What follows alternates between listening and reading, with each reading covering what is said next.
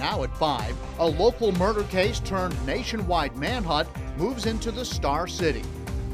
Michael Brown is wanted. We believe him to be armed and dangerous. Local, state, and federal agencies have been searching by ground and by air, but the suspect is still on the run.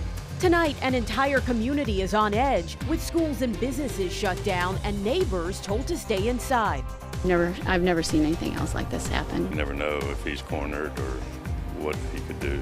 We'll tell you what may have brought him to the area as family members make a plea for a peaceful ending. We've got crews across the Star City bringing you live team coverage with what you need to know to stay safe. We are live tonight. We're in the parking lot of St. Elizabeth's Episcopal Church. That's where the man's RV was found very early this morning. Just to set the stage for you just briefly, that RV is roughly behind us. You see some state police vehicles. Off to my left is a tow truck that they've told us they'll use to tow that RV away sometime later on tonight. And this has been an active search throughout the day, and it all began on Saturday in Franklin County, where deputies say Michael Brown killed his mother's boyfriend, Rodney Brown, at his home in Hardy. And yesterday we learned the 22-year-old's car was located in Clarendon County, South Carolina. And then this morning he was spotted on Tillett Road in Roanoke, where police say he was tapping on his grandmother's window, and then moments later police found that RV that we just told you about. Investigators say they don't know where he is, adding this is he's likely on the move and is not afraid to change his appearance. Now 10 News reporter Arisha Jones kicks off our team coverage tonight. She's joining us now live from the Grandin Road Village area with more on what police are saying about this suspect. Arisha?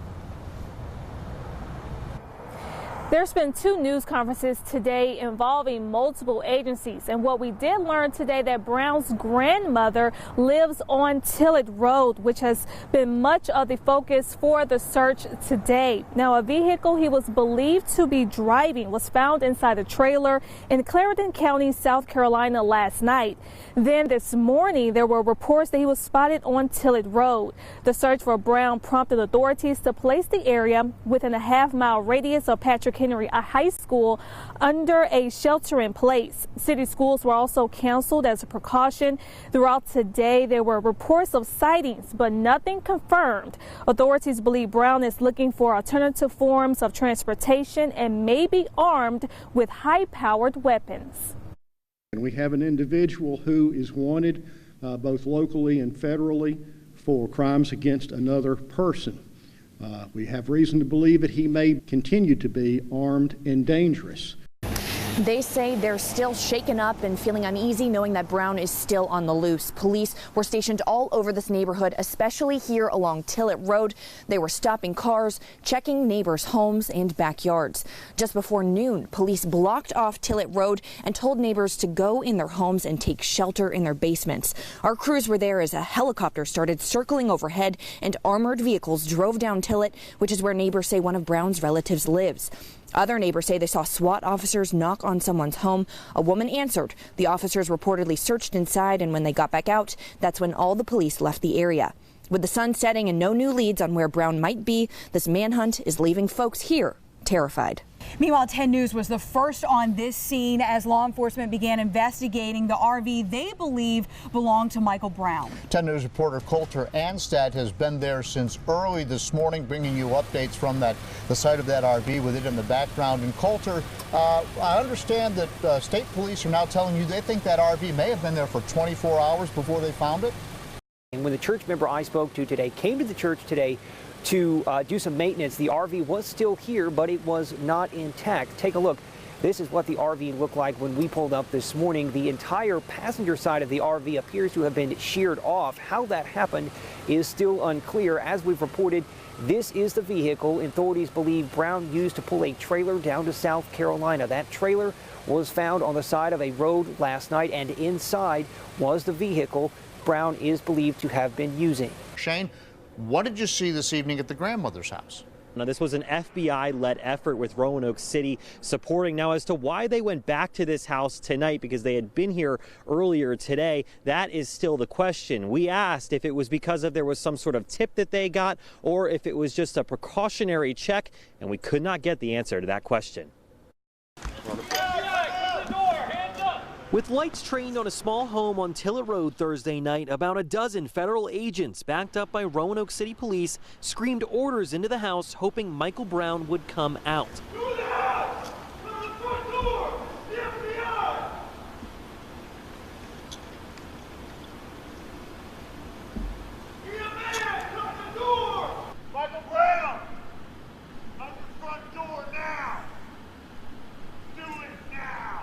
And after 3 more times trying to get him out over about 30 more minutes, they got no response, and that's when SWAT forced their way in.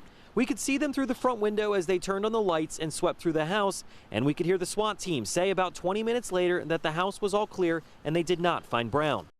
And Michael Brown is in custody after nearly 3 weeks of being on the run. In the video you'll see only on 10 News tonight, our crews were there just 30 minutes ago as Michael Brown was escorted by Franklin County Sheriff's deputies to the magistrate's office. He was arrested this morning at the same place where he's accused of murdering his mother's boyfriend in Franklin County.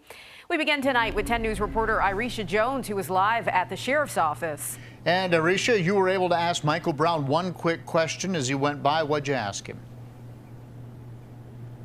Well, John and Brittany, I did ask him, did he kill Rodney Brown? Now, we were the only station here, and our cameras were rolling as Michael Brown was transported from the sheriff's office across the street to the magistrate's office and the jail. We asked him a series of questions as he got out the car. Take a listen. Michael, do you have anything you want to say? Did you turn yourself in? Did you kill him? Michael, do you have anything you want to say? Earlier today, the Franklin County Sheriff's Office did not want to say which jail Michael Brown will be placed in after his arrest, but his attorney told us earlier today he will be going to the Western Virginia Regional Jail. All we know right now, as we reported, he was arrested at his mother's home where the alleged murder took place in Hardy around 8 this morning. They would not say whether he turned himself in or why he returned to the house. No understanding at this time, other than the fact I'm very familiar with that, but that's still being, we're looking for answers as to that reason. A bombshell in the case of the Marine accused of murder in Franklin County. 10 News has confirmed Michael Brown was hiding in this dismantled RV the entire time authorities were searching for him on November 14th in Roanoke.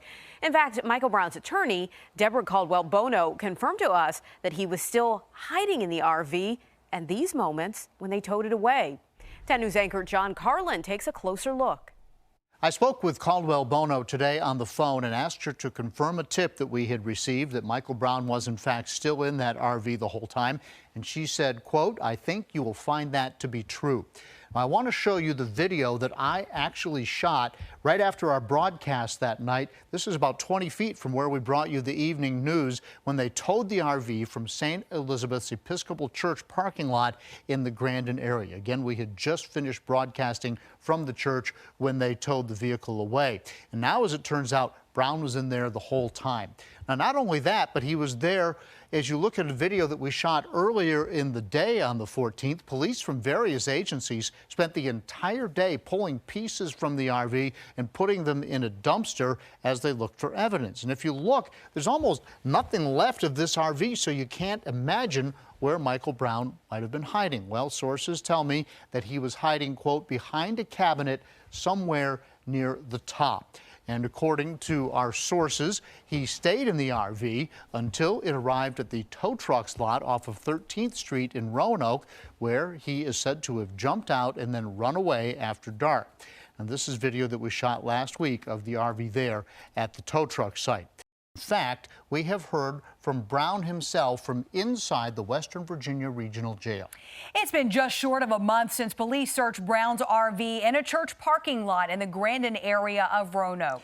And yesterday, in a 10 News exclusive, we broke the news that Brown was hiding in that vehicle the whole time.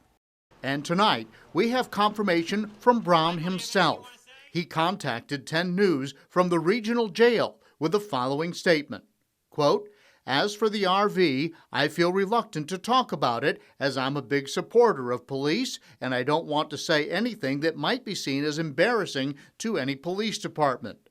I think they did as good a job as anyone could have done and I don't fault them for not having found me."